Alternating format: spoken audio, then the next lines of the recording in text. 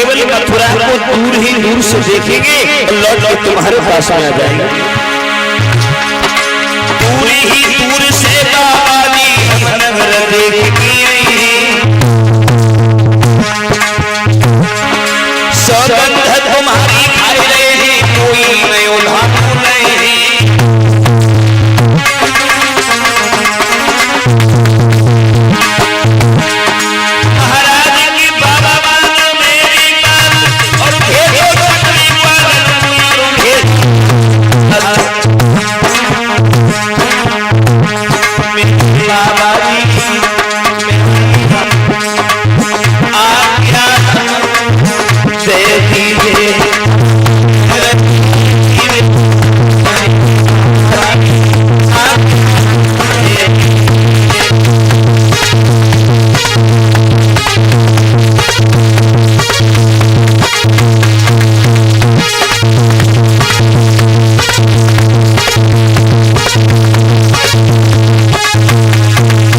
कन्हैया बोले हम अंदर नहीं जाएंगे, अगर हमारे ऊपर तुम्हें विश्वास नहीं है तो बलराम भैया को भेज दो, ग्वालों को साथ में भेज दो।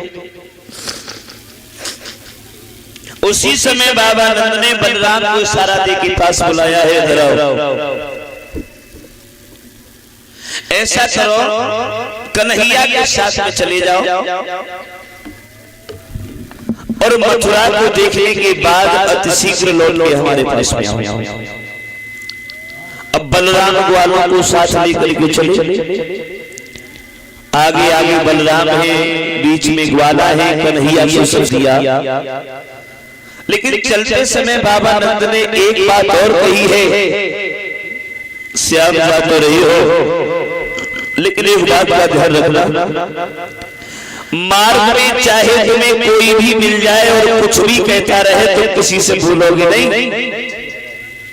कन्हैया बोले बाबा हम बिल्कुल नहीं बोले, हम कतई नहीं बोले, हम कब नहीं बोले, हम काय को बोले, हमें कौन सा मतलब सो बोले, हम बिल्कुल नहीं बोले। आगे आगे बलराम ही, बीच में ग्वाला है, पीछे कन्हैया जा रहे हैं। जब ये आगे बढ़े तो क्या देखा है, मथुरा से बाहर एक पनघट है, पनघट, और उस पनघट पर एक मथुरा की नवेली बहू पानी भरने के लिए आई है। बलराम के साथ में ग्वाला तो आगे निकल गई, कन्हैया पीछे थे तो पनघट के पास में खड़े हो गए और उस गोपी से पूछने लगे हैं क्यों तुम इतनी दूर से इतनी दूर तक पानी भरने के लिए अकेली चली जाती हो, तुम्हें डर नहीं लगता? और जैसी में गोपी ने इतनी बात सुनी, उस गोपी ने अपना घूंघट हटा करके देखा, भगवान मुरली मनोहर के दर्शन करने के बाद दोनों हाथ जोड़े हैं, प्रभु मेरा जीवन धन्य हो गया जो मैंने तुम्हारे दर्शन कर लिए, और तुम्हारे दर्शन से किस्मत वालों को होते हैं।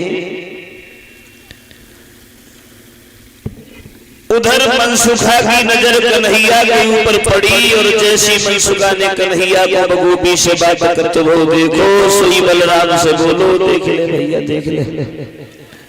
जा पता ना जाने कौन सी आगे, चाहे कोई बोले चाहे न बोले तो हरिकाऊ से बोले।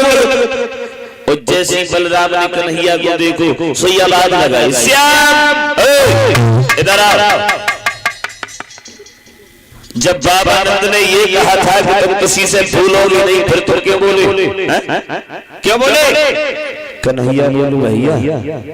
हम थोड़ी बोले, अच्छा बात हमसे हो रही थी,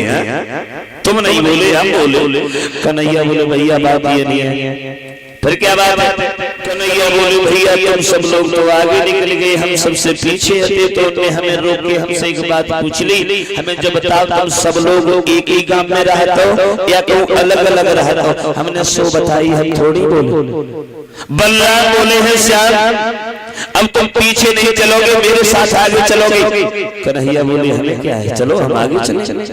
अब बलराम ने कन्हैया को अपने साथ कर लिया, आगे आगे बलराम और कन्हैया, लेकिन वे जो बहू रहे बाकी जो नंद रहे वो छत पे से ठाड़ी देखे,